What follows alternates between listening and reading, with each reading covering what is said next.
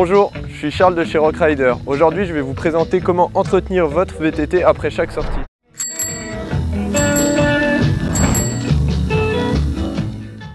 Celui-ci vous permettra d'allonger la durée de vie de vos composants et aussi de sortir en toute sécurité.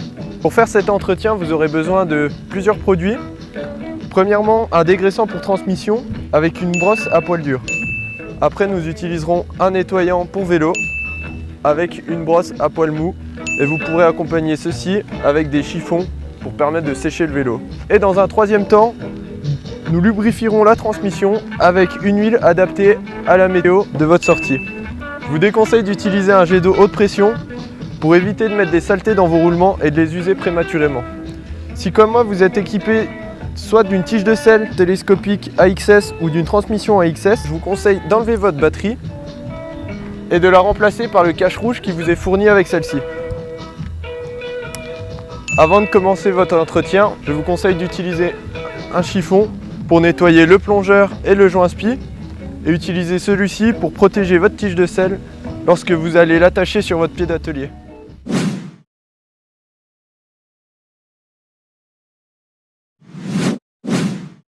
La première étape va consister à l'aide de votre jet basse pression de nettoyer l'ensemble de la terre qui est sur votre vélo. Bien nettoyer ses pneus pour les débourrer de toute la terre qui s'y trouve et remonter vers le haut du vélo.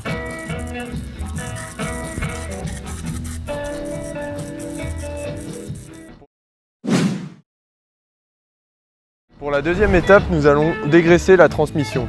Avant ça, munissez-vous d'un chiffon pour protéger votre disque et vos plaquettes des projections grasses. À l'aide du dégraissant ainsi que de la brosse à poil dur, nous allons dégraisser dans un premier temps la chaîne, puis la cassette, puis le dérailleur ainsi que le pédalier. Je mets un peu de dégraissant sur ma chaîne et j'essaye de frotter dans tous les sens possibles.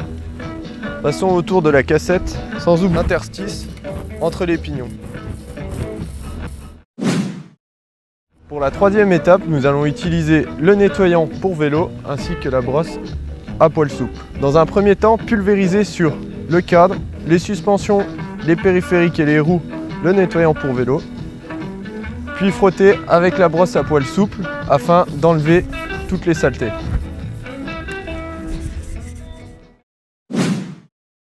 Pour la quatrième étape, nous allons de nouveau rincer le vélo en s'assurant de bien nettoyer tous les produits que nous lui avons mis. Pour la cinquième partie, nous allons sécher le vélo. Il y a deux solutions, soit vous utilisez un compresseur et une soufflette, soit comme moi, vous utilisez un chiffon microfibre propre et vous séchez entièrement le vélo. Petite astuce, si vous ne disposez pas de compresseur pour sécher votre transmission, vous pouvez la tourner à l'envers de manière rapide afin d'évacuer l'eau vers l'extérieur. Vous pouvez ensuite nettoyer la chaîne avec un chiffon microfibre. Pour notre sixième partie, nous allons lubrifier la chaîne. Pour ça, nous allons utiliser une huile de lubrification qui correspond à notre météo de pratique. Pour moi, j'utilise l'huile pourtant humide. Dans un premier temps, nous allons repérer l'attache rapide sur la chaîne. Une fois repéré, placez la burette dessus et effectuez une rotation d'un tour de chaîne afin de lubrifier. Si besoin, vous pouvez réutiliser un chiffon afin de nettoyer le surplus de la chaîne par en dessous. Pour la septième partie, nous allons nettoyer les joints spi de nos suspensions. Pour ça, munissons-nous d'un chiffon et nettoyons scrupuleusement les joints spi de notre fourche, des deux côtés, et de notre amortisseur. Il faudra bien veiller à ce qu'il n'y ait aucun résidu de terre sur ceux-ci.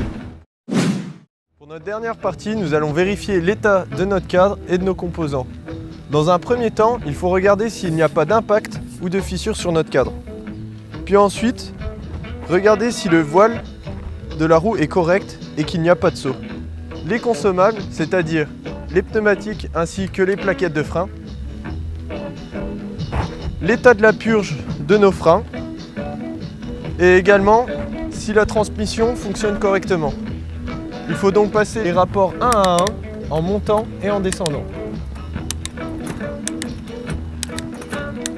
Pour vérifier s'il y a du jeu dans nos articulations ainsi que dans le jeu de direction, il est préférable de descendre le vélo du pied d'atelier. Vous pouvez vérifier ainsi s'il y a du jeu dans le jeu de direction et également dans les articulations. Merci d'avoir regardé cette vidéo avec Rock Rider. Bon ride!